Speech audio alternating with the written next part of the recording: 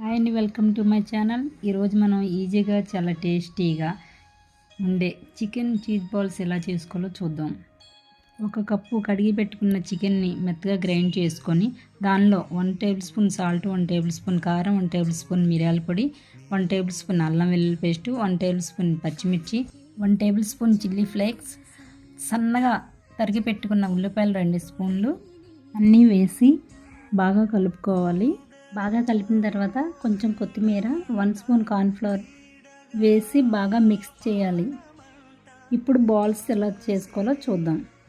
ఇప్పుడు ఆ మిశ్రమాన్ని కొంచెం కొంచెంగా తీసుకొని వీడియోలో చూపిస్తున్నట్లుగా మధ్యలో ఒక చీజ్ క్యూబ్స్ పెట్టి బయటకు రాకుండా నీట్గా పర్ఫెక్ట్గా బాల్ షేప్లో చేయాలి.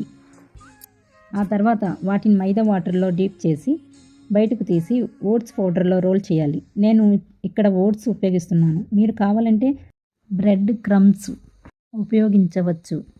ఇలా ఓట్స్తో కోట్ చేసిన బాల్స్ను లో ఫ్లేమ్ నూనెలో గోల్డెన్ కలర్ వచ్చే వరకు ఫ్రై చేసుకోవాలి. అంతే, బయట క్రిస్పీగా లోపల చీజ్తో మన tasty chicken cheese balls ready.